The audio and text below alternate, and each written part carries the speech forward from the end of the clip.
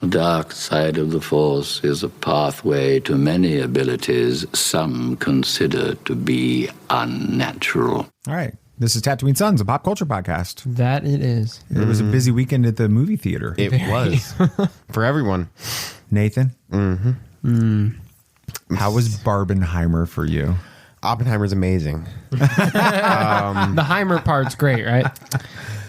I'm not the target demographic for Barbie. Fair enough. That's a good way of putting it. Nate, Sam, you didn't see Barbie, but you did see Oppenheimer. I did. Good movie? Great movie. Can't wait to talk about it. We're going to do that up next after this little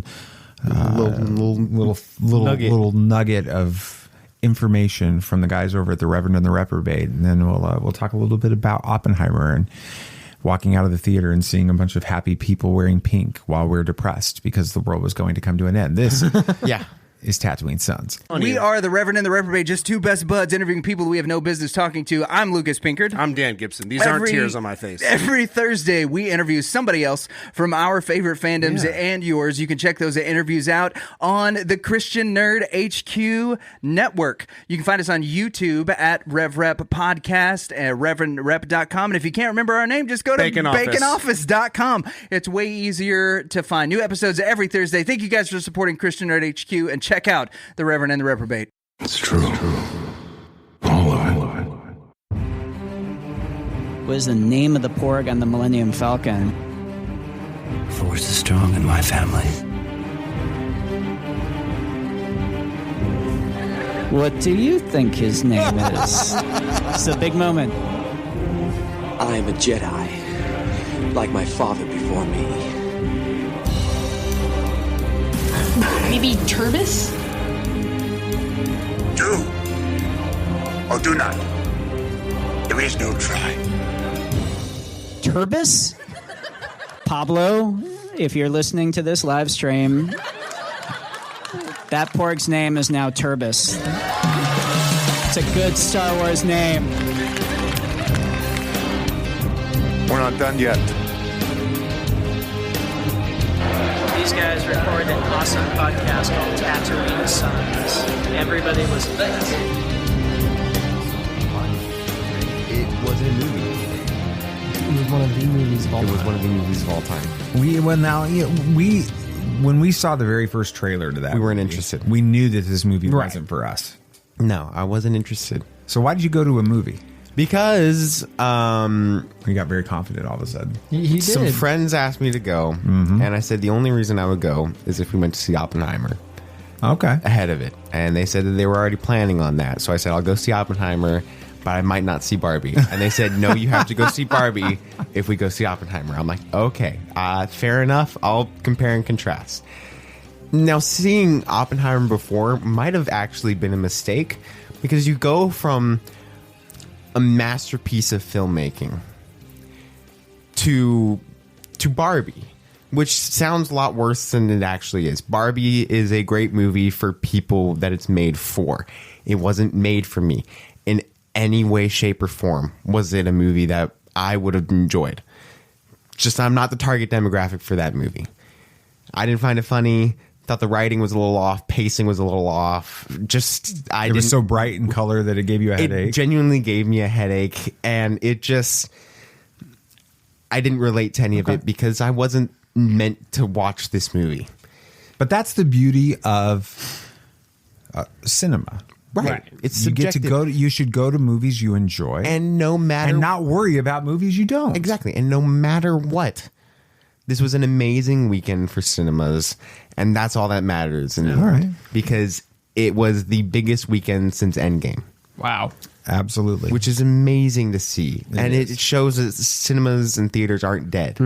Like some people were saying they were. It was a big weekend for the theater. It does kind of feel like, though, this weekend and the movies, like when you go to McDonald's as a kid and they had like boy toys, The boy and toys girl, and the girl toys. Like, Yeah, you knew yeah. which one you were going for. And then One you're was clearly- disappointed when you get the girl toy and you can't go back. Like when you asking go for a through different one. drive-thru. Yeah, Yeah. they gave you the girl. You get home. You got the Barbie toy instead of the Transformer. Yeah. Yeah. And you're like, dang it. I can't even go back to ask for the ice cream exchange for this. Welcome to Tatooine Sons, a pop culture podcast. You okay over there? Yeah, I'm good. We believe that pop culture is the mythology of this generation, that there is a story, it is written on our souls, and that these myths speak to that story. And that is why we talk about big mythological stories, which Oppenheimer is hard to fit into that. Prometheus. But there's some connections. We can definitely. Are you familiar with that story and how it connects? Slightly. Not a ton, but I know slight amount of... All I know is he stole fire from the gods, gave it to humanity, and then he was chained to a rock, and every day, like I think a crow came and ate his liver. Yeah. That's Greek mythology. That's about all I know, too. So. Greek mythology is weird. It's kind of all I know, but I know like a couple more things, but that's about it. So it is an interesting comparison to Oppenheimer. Just... because I feel like I want to say it again this week. We are the only fan podcast who have named a canon Star Wars creature and to be endorsed by the writer and the director of The Last Jedi and Brick and Looper and still gotta watch Looper or something. Knives Out and Glass Onion and whatever his next endeavor. A bunch of Walking Dead episodes that are considered the best episodes in the history of the show. Absolutely, that's where he like really cut his and Breaking Bad as well, didn't he? Oh, was it Breaking Bad? I think he might have done both. I think it was Breaking. I didn't watch either of those series, so that's anyway. But his name is Ryan Johnson, and he's amazing. And he did Poker Face as well, which we haven't watched, but it did that. And Poker Face. I started to watch an episode of it, and I just didn't. It didn't work for me. But anyway, this is it. So we're not here to talk about Ryan Johnson, and we're not here to talk about Barbie. We're talking about the greatest director, Christopher Nolan, in our time, and what has been widely suggested through social media, at least, is his greatest film, Oppenheimer. That's recency bias. Oh, you think so? I do. What's his greatest film, Nate? Inception. That's your favorite. No. It's hard. I genuinely do believe, and I can. We won't need say to get into firmly about that, but that Nolan probably believes the same, because Nolan started writing the script for Inception after his first film. And so it took him 10 years to write the script. Wow. It was his biggest passion project that he's done. So I personally believe that. I'm surprised Owen Wilson was. What do you think is the best Nolan movie, Sam? Well, my favorite's Interstellar, for sure. Okay. What's the best one then? Probably Interstellar, but hey, get on to me. But Oppenheimer is really good. I need to see it again to kind of help. You're going Thursday night next again. Yeah. A bunch of our buddies. You know, we heard that a bunch of guys in our friend group hadn't seen it. We're like, well, we need to get a time to go, and so the only time that seemed to work for most people was Thursday. But then it turns out that the only people that worked for were people who had already seen the movie. So it's a bunch of us going to see the movie again on Thursday, but we're going to see it in IMAX, which a lot of the guys hadn't gotten that opportunity yet. And I told them that it is a religious experience. So it is good. I don't know if I have a favorite. We need to change that. We need to change that. Usually have favorites. I don't. I'm trying to think. I did not like Dunkirk. You need to rewatch it. I've only watched it one time. It's much better on another watch. Well, I didn't like Arrival the first time, and I watched it again, and it was really good. That movie's That's really not a good. Christopher Nolan movie. No, I'm just saying. Don't confuse me. Denis Villeneuve. I don't know how to say it. Dune. Dune guy. Yes. Yeah. I'm just saying you might like it better. Okay. I've seen Dunkirk 2 more times since the time we watched it, and it's better every time, and I can follow it a lot easier now. Memento was trippy. Memento's good, great. though. Inception is really good. It's great. Interstellar I did not like the first time, but I was dealing with a really crazy thing at work that I literally had to leave the movie theater multiple times. And yeah. So the first time I didn't really like it, but I've seen it since, and it's good. What are some of the others? Prestige. The Prestige. That's that one's it. Good. That's it. That would be That's your favorite? That's my favorite. I remember you showed that to us when we were not the young, ending but- delivers so well my in that gosh. movie.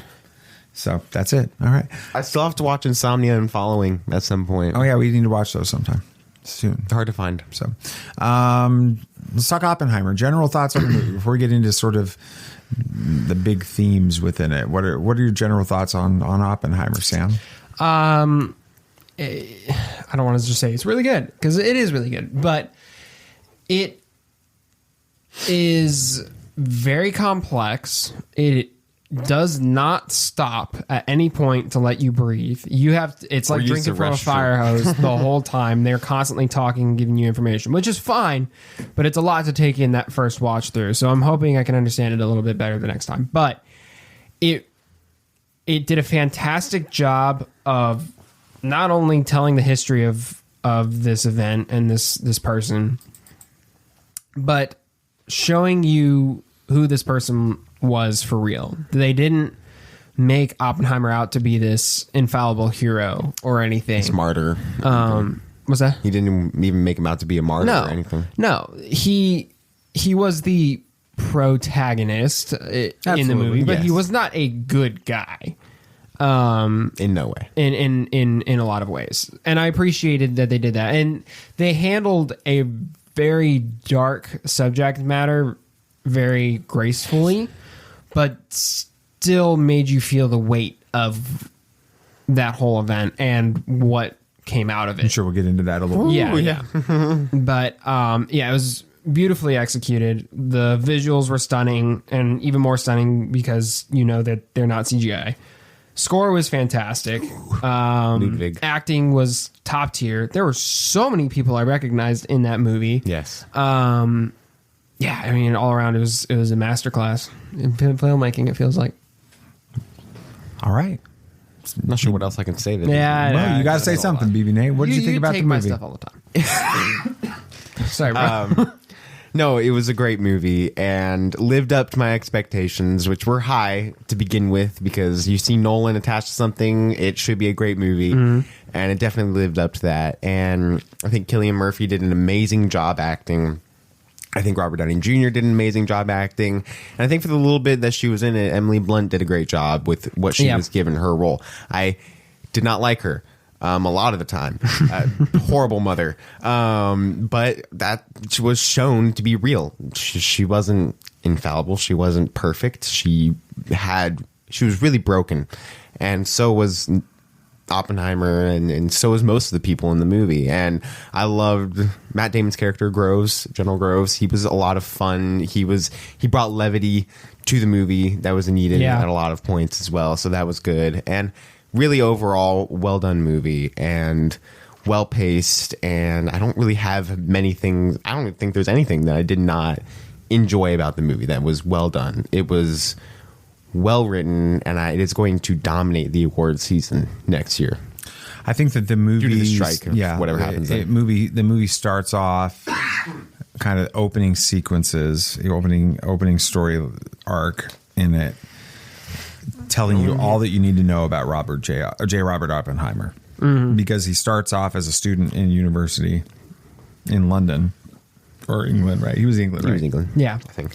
And Cambridge, I think. He's angry at his professor for not letting him go see Niels Bohr at a lecture, and so he puts cyanide into his apple so that it'll kill him.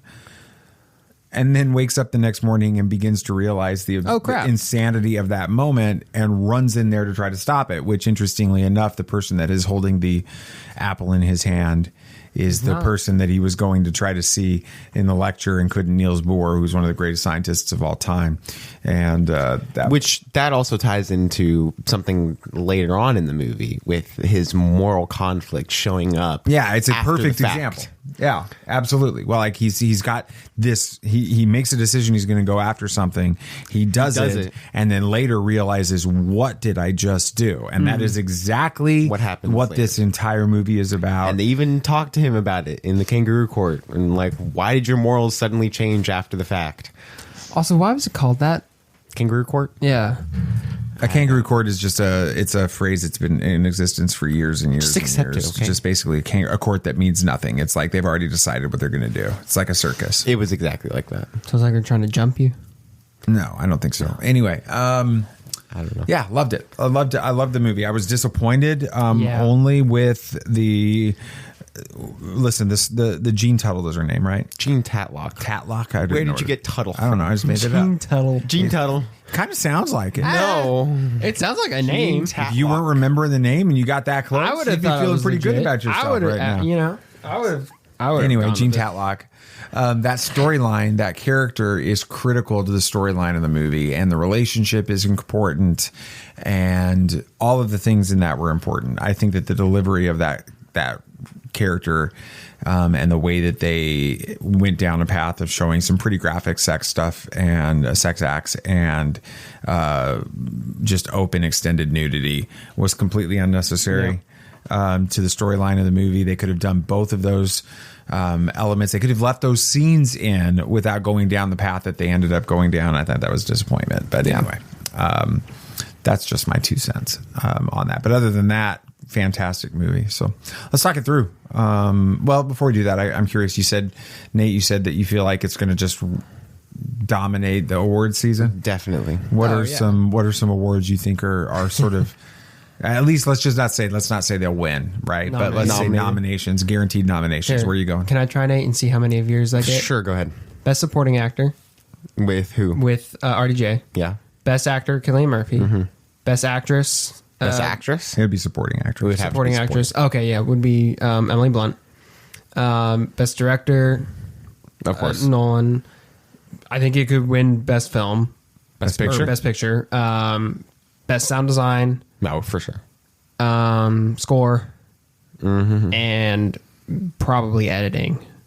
Yeah, and then let's add visuals. I meant visuals. No, let's add best visual effects, best film editing for sure. Best adapted screenplay. Oh yeah. Best cinematography. Yeah. And it's probably it. I can't think of many. But do you think that others, the movie will be disregarded for a lot of those awards just because of A, its success, and B, the fact that Nolan's attached to it? Because Nolan doesn't get a lot of nominations. No, I don't. No, I think I think this is his movie, and I think that I hope so. He earned it. I think that they know that. Let's talk a little bit about the storyline on that. You know, kind of opens up where once you kind of set the first 30 minutes or so are just setting up the character. Well. Yeah, okay. I want to share. So, I mean, one thing I really appreciated or thought was interesting about this movie, and something I didn't know about Oppenheimer going into this, is they did a great job of showing you how he had these great innocent aspirations to be a scientist, to learn more about how the universe works and further humanity's knowledge of nature and science. And that's twisted and manipulated into this not grotesque, but this shadow of what he wanted to be, and it ends up ruining him and his life from that point on. It started off with this innocent, not the words escaping me. Juncture. That's not the word. Anyway. But this innocent goal, and it's you see how it's shifted. Now, I'm not saying that Oppenheimer was innocent. Obviously, we just talked about him trying to poison his professor, and that had an effect to how his life turned out. But I thought that was interesting seeing how he was manipulated that way. It is, kind of tying into that though, because they spend time in that first 30, 40 minutes or so of the film showing him as an idealist politically, as someone that is concerned about refugees, concerned about the labor issues and the poor and the downtrodden, and that's why he's sort of pulled into socialist circles and communist circles and those types of things, not because he's some crazy totalitarian, supporter of the Soviet Union. That's not what it was about. In fact, they even take some time through his wife to communicate that that's not the way that they thought. There's a difference between American communism and Soviet communism in their mind, right? And it was more of an idealistic thing. So he's trying to make the world a better place, right? He's donating to the Spanish resistance and the Civil War. He's trying to do that. He's trying to start a labor union for within the faculties, the faculty and stuff. He's trying to do these things that are to try to make the world a better place, and yet he becomes one of the greatest. I mean, can we even say it? I mean, in some ways he becomes one of the greatest villains to ever walk the planet. Almost an unwitting villain. Yeah. I think that's a really interesting way to set this movie up. Yeah. I mean, he's not a villain like what we would consider Hitler to be by any means, but he did, he created humanity's way to tool to destroy itself in a way, and he knew he was doing it. They talk about that in the movie. You act guilty now, but where were your hesitations back then. yeah, when you were in the process of this, so it's more, I think it's a partially an unwitting villain in a way, but a villain nonetheless. So the movie really starts to pick up its pacing, and the intensity of the story starts to pick up when the decision is made for J. Robert Oppenheimer to lead the Manhattan Project. Yeah. And they end up in New Mexico and Los Alamos, and they begin the process of trying to uncover the way to create the first nuclear weapon on that. And Nate, talk about your thoughts on this race against the Nazi regime and this sort of, we have to get there before they do, and the way that's portrayed within the film. It's portrayed well because it's you might be like, well, why are they racing? Because if they don't get this weapon done first before the Nazis will use it without hesitation, and they talk about that in this movie. The Nazis will continue to use it with absolute no moral case in any way, but the U.S. can use it before them to kind of show, hey, this is we have control over you now. And it was being originally made to destroy the Nazis, so to make a statement against the Nazis. But after Hitler committed suicide, that the Nazis surrendered. Yeah, the Nazis surrendered, right? So it was Japan that was the problem at that point, because they didn't surrender. They don't surrender, or at least they didn't think that they would surrender, even though there were some rumors that they were going to. That's also another moral battle. Do they continue to make this bomb and drop it on Japan and hope that was the right move, or would they have surrendered if they didn't do that? But we'll never know that now. And so it was a really interesting way to show the race and the intensity of everything leading up to this point, because there was so much going on. They had to build this bomb in about 3 years at a certain time. I think that by the time it took them about 3 years to build it. Even then, about 2 years in is when the Nazis surrendered. But still, they were barely close enough to build a bomb at that point, and had a year left before the time. No, I think that it was a lot closer. It was about halfway through at that point. No, it was much closer to the end of the building the bomb. It wasn't halfway through, because the Nazis didn't surrender until 1945, and the bomb was still dropped in 1945. So with that, but I think I think that the Nazi storyline is something I had not picked up on in my thought process. Yeah, explain what you were in. Echo that. I didn't realize that the bombs were built to fend off the Nazis. I always thought it was dropped in Japan. It was built for Japan. But there were a lot of interesting, things that came out of that, knowing that they built it for Germany, and then Germany surrendered, but they're like, well, we're this far, might as well continue. And then they're like, well, we got a bomb. Japan's not surrendering. Guess we got to drop the bombs. Is kind of what it felt like in a way. Like, we've got it, might as well use it, which is horrible, because hundreds of thousands of people were killed just because, we kind of need to use it now.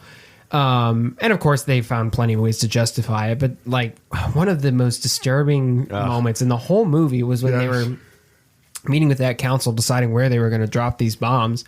And what was it? The Secretary of Defense. Secretary of Defense is like, oh no, don't drop it there. My wife and I went on a honeymoon there. I like that spot. What? That's your determination? That's purely selfish reasons, because it's aesthetically pleasing. And you have memories there. And you have memories. He said it was due to the cultural significance to the people. Yeah, but I mean, it's personal. And then he throws in that Yeah. it was his wife and their honeymoon there. That was like, that alone was like, wow. Okay, maybe the U.S. isn't entirely like great all the time. No government was painted in a good light in this movie. I mean, we were Nazis, but we weren't, great either. No, we're not clean.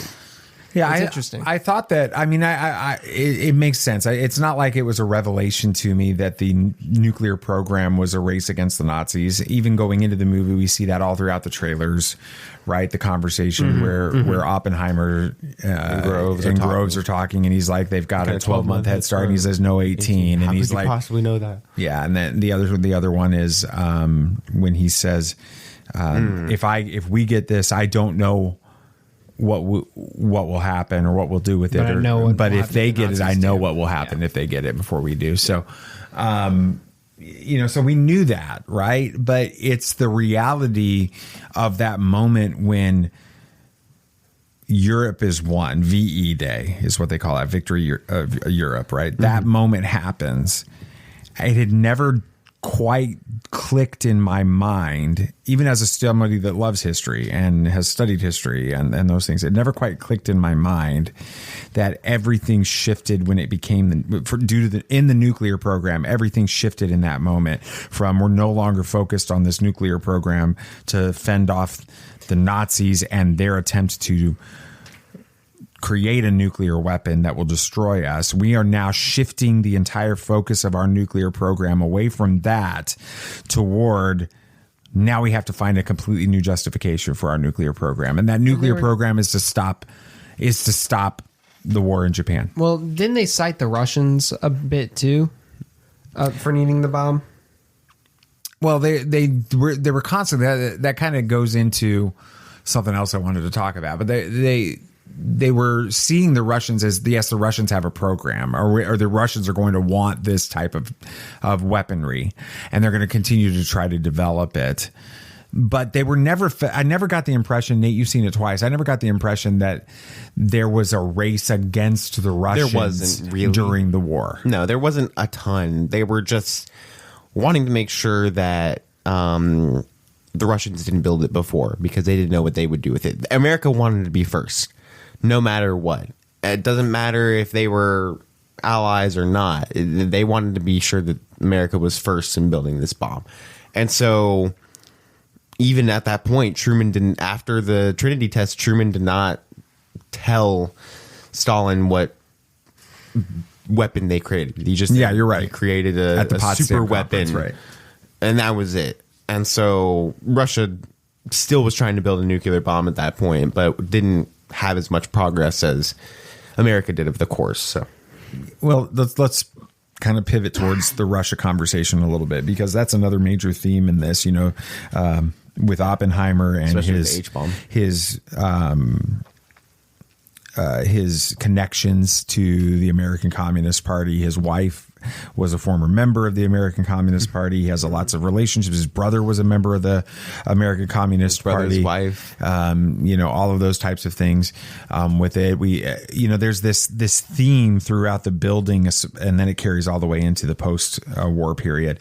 But this theme of paranoia that someone within the Manhattan Project is leaking secrets about the program to the Russians. There's even this moment where Chevalier, his friend, who's a communist within this, suggests that if someone wanted to leak secrets about the nuclear program, they could get it to the Russians, so that the Russians are on equal footing, and it's actually they use it from like a benevolent perspective, like this is the only way to stop this and or to keep it under wraps and that kind of thing.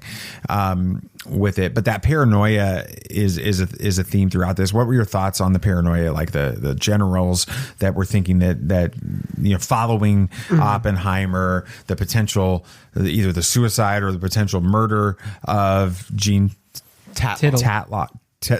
I said Tuttle. Tuttle, close enough. Anyway, what were your thoughts on that element within this, Sam? Yeah, I didn't realize that they didn't trust their own lead scientists that much. They put this guy in charge of their nuclear weapons program, and they still didn't trust him just because they were that desperate to create this bomb. And I found it interesting. I hadn't realized that the Cold War basically started right after World War II. And it lasted for about 35 years. Yeah. No, it lasted much longer than 40. that. This was 45 was the end of the war, and it didn't really end until like 90, 91, 92. Yeah. So, I was finishing high school before the Cold War ended. So I hadn't realized that it started that early after World War II. So I found that interesting. But Yeah, I mean, I don't know. I can't think of anything really more. Okay, Nathan, what are your thoughts on the paranoia piece within the storyline?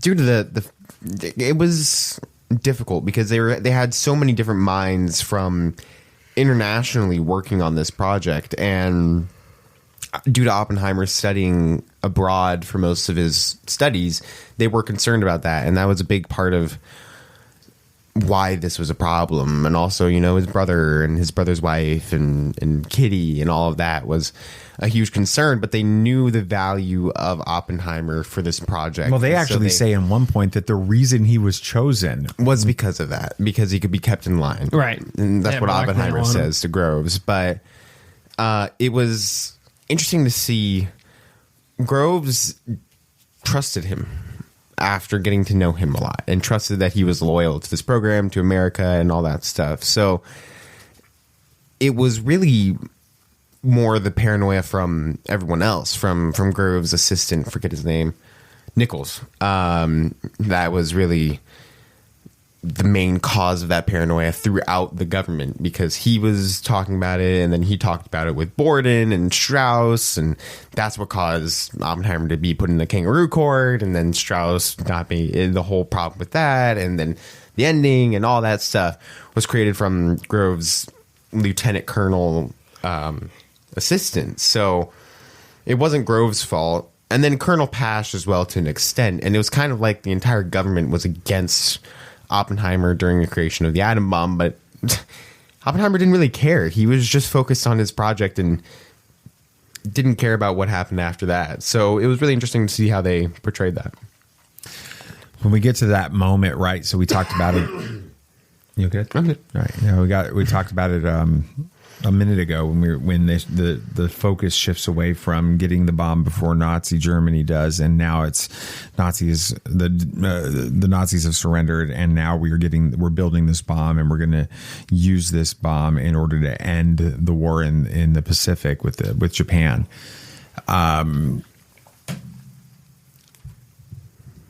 What did that feel like for you guys when they made that shift?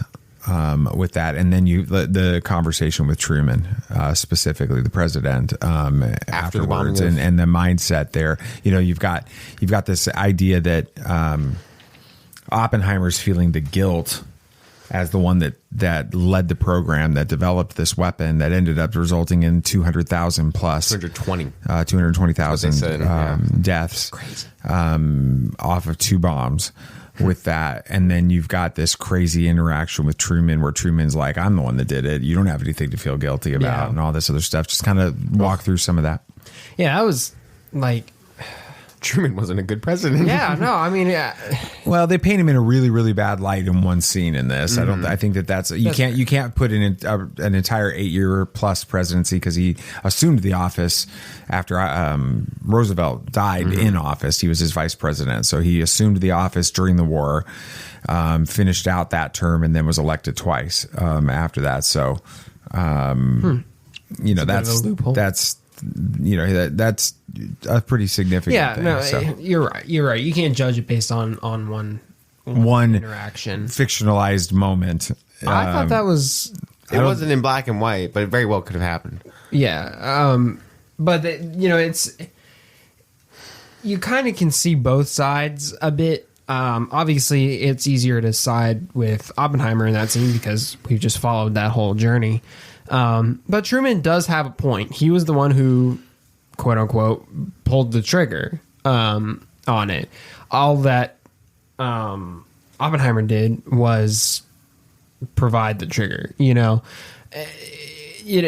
goes up to like the well, I'm not going to go there, but you can. No, see I think you go there, right? So it's is it the gun manufacturer that's responsible for the murder, or is it the person that pulls the trigger, right? And our courts, and I think most people would say it's the person who pulled the trigger, but you can't blame Oppenheimer's guilt. You can't entirely push that aside, because he knew what he was getting into when he started this, and he knew they were going to drop the bomb on someone. That's why you build a bomb. you're right. It goes back to his professor and the guilt after the fact. He was fully in during the creation or during the poisoning of the apple, but afterwards he's like, oh, maybe I shouldn't have done that, you know? So you can see both sides of that interaction in the Oval Office. Yeah, I think that where the metaphor with like the gun manufacturer versus the person that pulls the trigger breaks down is that the person that created this weapon handed it to the person that was using it to kill 200,000 plus people and was creating it for the person that and knew what its purpose was and knew that it was going to be used for something like that. So I think that's the biggest difference. But what are your thoughts on like that decision to actually move forward and go through and the way that they portrayed it? Let's talk a little bit about that. Right? Did they there's people that have big followings that shouldn't because they're knuckleheads. That's way kinder than I put it. That have said that, you know, they should have portrayed and really shown the bomb dropped on, and that they'll Hiroshima lose and Oscar Nagasaki wins because of it. I don't want to get any more into that. But anyway, should have shown the bombing itself on Hiroshima and Nagasaki. Should have shown the aftermath in that was an important thing. Do you think that there would have, how would this movie have felt different had they shown that, Nate? I think it was the best decision not to show it, because leading into this movie, I didn't know how they were going to approach that, because they had to approach that. But I felt like it would be insensitive to show the bombings, show the aftermath. I felt like that wasn't Nolan's place to have a movie detailing the devastation and terror that happened with those bombings. And very proud that he didn't show it. And it's the right decision for this movie, because it's a movie about Oppenheimer, not a movie about the atom bomb. This is strictly his story. And Nolan wrote this script in a first-person perspective. And you get everything you need from the terror, from the scene where they're showing pictures of the aftermath, and the cameras just focus on Oppenheimer. And after the first picture, he looks away at the entire time. And you hear gasps every time they switch the slide, and the details of the striped clothes and everything, and he's just not watching. That tells you everything you need to know. That shows the terror, that because you're seeing it through Oppenheimer's eyes. You're seeing what's going on with him in this moment and the devastation that he's feeling by creating this weapon that just killed 220,000 people. That's insane. That's a toll on a human. And so the fact that they didn't show the bombings was the right move, and wouldn't want it any other way. And I think that we definitely understood the message after that. So yeah, what do you think about them not showing that, and whether or not the movie would have been different had they shown it? Yeah, I mean, we were getting to that point in the movie where they were talking about the drums being bopped. I'm like, or did I say drums being bopped? Yep, yeah, bombs being dropped. Bombs being dropped, and I was like, okay, how are they going to handle the aftermath? And I'll admit there was a part of me that's like, I really hope they don't show anything, because I'm not sure I can handle that. But then there was also, it's kind of twisted, but maybe like a morbid, like, what did happen? Just curiosity, you know, of what that meant. Yeah. And ultimately, I'm glad they didn't show it, because I have access to the internet. If I really wanted to see information on that, or other movies or documentaries, I could easily do it in a quick Google search. And I ultimately decided not to, because I didn't need that on my conscience. And I'm glad they didn't force that on me in the movie, because you're right, Nate. We got the effect through him watching the presentation, and I know we're going to talk about it, but the town hall scene, and we got the point and the devastation of it. We didn't need a graphic representation of that, and I think you're right. I think that was respectful of the Japanese people, because it does seem kind of exploitive to do that, especially in a movie where you're trying to make money. It feels very exploitive to that degree. So I think that he handled it very well. You still got the point, and it was done very tastefully. I think that the not showing that allows for the town hall sequence to truly be the most horrifying moment in this entire movie. And it's horrifying because it reveals the absolute depravity within us. Yeah, I mean, because if we lived in that time, we probably would have reacted the same way as everybody. You're in that town hall. celebrating that the war is over. You're celebrating that the bomb did it. But you're not thinking about what that cost. And there's people in this town hall stomping and cheering and all this. And you even have Oppenheimer egging it on. Yeah, I just wish we had giving the time speech. to use Yeah, against the Germans. Exactly. That's a horrible scene. Yeah. What are your thoughts on that? That scene was terrifying to a lot of extents, and boils down a lot to sound design, because they did an amazing job in that scene, from the point of starting that and then saying, I don't remember something, but it's something like everybody gets up and cheers, and then he looks at the people, the sound cuts out. It's just him breathing, and then him talking, and then the chairs moving when people got up, and then crying, and then a scream, and then this devolving into realization of what he just created and what just happened.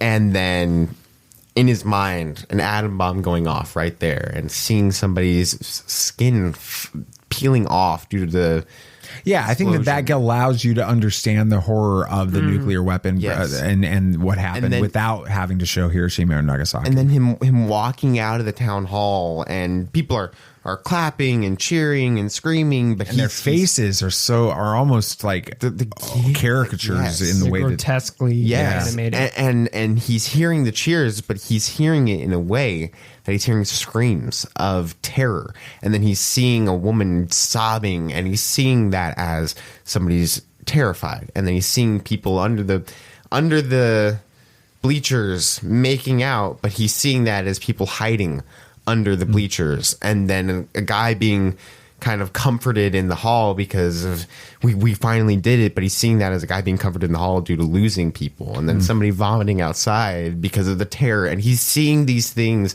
and you're able to understand what he's seeing them as, because that's what happened. And that's where he started to come from, this perspective of, what did I just create? And this is the moment where the regret starts to set in. Yeah, your thoughts on the town hall, Sam? Yeah, I think it was a brilliant way to get the horror of what happened across without, like we said, it just being exploitive and graphic. That scene sticks with you for a while. It still sticks. It is disturbing, and I think you're right. I think the sound really helps sell that moment. Also, the kind of claustrophobic, very focused small. Cinematography. Everything was like very zoomed in on one aspect of what Oppenheimer was focusing on, and it really it forced you to notice what he was noticing. And it was brilliant how they used positive things that were happening, right? Positive reactions, and just ever so slightly tweaking it to where it becomes something horrifying. It was a really brilliantly written scene. Yeah. The kind of the antagonist of the movie, in a lot of ways is Strauss. As we're seeing his perspective throughout the movie as well, and his relationship with Oppenheimer. So he's trying to be approved for cabinet, right? He's trying to become Secretary of Defense, or to serve in the cabinet of the president of. I think this is Eisenhower at this point. With that. Just thoughts on not just Robert Downey Jr.'s portrayal of Strauss, but the character and sort of his motivations in this. I'll start with you, Nate. I loved this character because he doesn't really seem like a bad guy for most of the movie. Yeah. You see him as somebody that tried to work with Oppenheimer, maybe not always seeing eye to eye with him, but not trying to sabotage him, until about the last 45 minutes when it's revealed that Strauss gave Borden the security files and allowed Borden to send in the letter about how Oppenheimer was a communist, and then Strauss created the Kangaroo Court and hired that prosecutor to completely derail all of that, put in specific board members to go against it, and formulated this plot to get Oppenheimer kicked out of the government.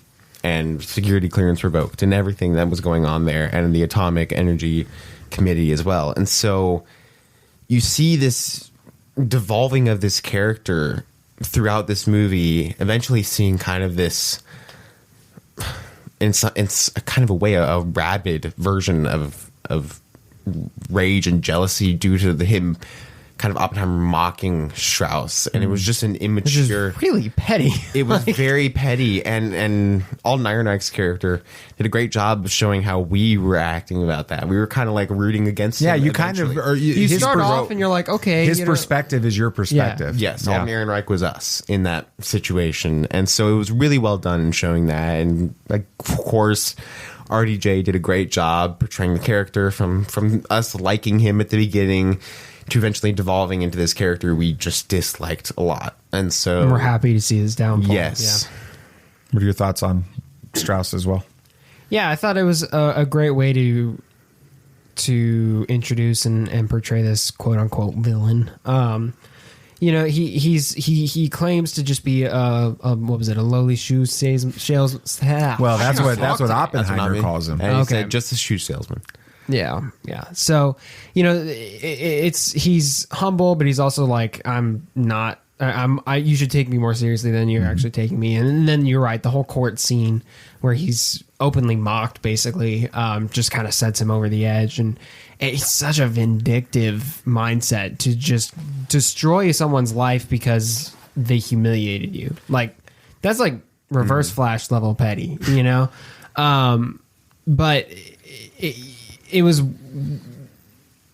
shown in the movie in a really interesting way, in that kind of Nolan style, where it was almost like a twist. We realized, all of this was put on by Strauss, who we thought was Oppenheimer's friend for most of the movie. And you're right, it was kind of interesting to see his downfall. And I know this was probably, creative liberty, but the whole JFK. Oh thing. Yeah, that was fun to tie. That was like, are they really implying that here? I didn't gather that at all. There was no implication. But whatsoever. it was interesting to see. It kind of helps tie this movie to the larger story, the larger history of America. Like, I didn't realize that JFK was involved in this side of history as well. He was a senator at the time. Mm-hmm. So it kind of helped tie all that in. But you're right. RJ nailed the character. And you kind of loved to hate him at the end there. So. Well, I think there's a theme that runs through this entire movie that makes for a really good dad moment. I am your father. It starts in the very opening, right? With after Oppenheimer wakes up the morning after lacing the apple with cyanide, right? He wakes up and the realization kicks in that he may have just murdered his professor, and he runs through the university until he comes in there, and then the professor's Niels Bohr's holding the apple, and they're having this conversation, and all he can think about is, how do I get that apple? And even as he reaches to bite the apple, that's when he grabs that apple and he throws it away, and he says, wormhole. There's a wormhole in that, and moves on. This idea of Oppenheimer trying to avoid the consequences of his actions. This theme of consequences is throughout this. You've got the consequences of he's a member of the Communist Party. Mm-hmm. You've got the consequences of he has this mistress in Jean Tatlock. Tatlock. I'm going to get there someday. Tittle. I'm going to get there someday. Jean Tatlock. With that, and so he's having this affair, and she ends up committing suicide, right? And he regrets it. Or was murdered. And I've read more about it over the last couple of days, and it seems pretty. The evidence that it was a murder is pretty shaky. Of course, the government would hide. No, anyway. It's just weird that her father burned all of her. Yeah, this is true. So she dies, and then it's after that you see Oppenheimer, going off, and he's in the wilderness, and he's weeping over her death, and all of this. You've got consequences, even the consequences of the hearing where Oppenheimer mocks and makes fun of Strauss, and Strauss ends up coming back to bite him as a result of that. You've got Strauss and the consequences of the way that he setting up the kangaroo court and how that comes out in that, and he loses his seat in the cabinet as a result. And of course, the big consequences is Oppenheimer and what he sees as the result of the development of the nuclear, like that ending bomb. Scene. Yeah, an ending scene. The reality is we tend to the dad moment here is it's easy to look back on the other side of those situations and see the consequences and the results and regret the consequences then. But as we learn with Oppenheimer and the final scene that you just mentioned, once this bomb was made and it was dropped, there's no looking back. So as you know, as we live our lives, as you guys live your lives, right? I mean, there's moments where a small little moment or even a big moment may, there's no turning back in that. And so you need to, it kind of goes back to what we talked about last week with Mission Impossible and choices, right? But in this one, there's consequences to our choices. And we better think about what those consequences could be. It's interesting. I don't know if I mentioned this to you, Sam. I don't think you were around, but it was Heisenberg was doing it for the Nazis, right? It's widely believed now that Heisenberg was intentionally sabotaging the Nazi program the entire time. Like Galen Erso in Rogue One and with the Death Star. And then he was going out of his way to keep them from developing it because he's like, there's no way the Nazis can get this weapon with that. And I think that's a completely different twist on the way you view Oppenheimer. Oppenheimer had this mindset of we got to get it. And Heisenberg had this mindset of there's no way that anybody can get that. And so, there's consequences to our actions with that. So anyway, that was fun. It was a good conversation. I think so. I have no idea what we're going to talk about next week. We'll figure it out. We always do. So, but that's it. So yeah, check us out next week as well. Thanks for listening to that Tatooine Sons, a pop culture podcast. Where can people find us? They can find us on Twitter and Facebook. Oh, no, X. You can find us on X now. We're not on Twitter anymore. Twitter ceases to exist. I think Elon Musk is going to find out that there's some consequences to some actions. I think that's going to come back and bite him. But we're on Threads too. We are. It's boring and doesn't work. But anyway, we're on Instagram. We are. I don't remember the last. We're on Facebook. We do more. We're active on Facebook. More. We used to be. Sometimes I'm active on. But Facebook. it's Tatooine Sons, SONS on all of them. All of them. Yes. With that, Twitter is really where we've been. X is where we are. X is where we are.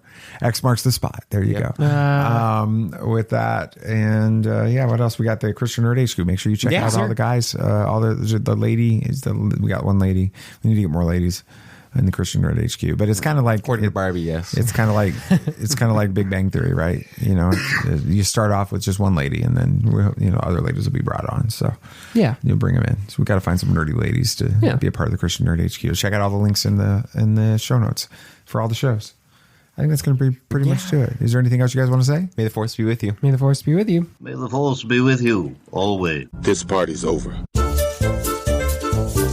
I like that Wookiee. Don't get technical with me. Joy, please.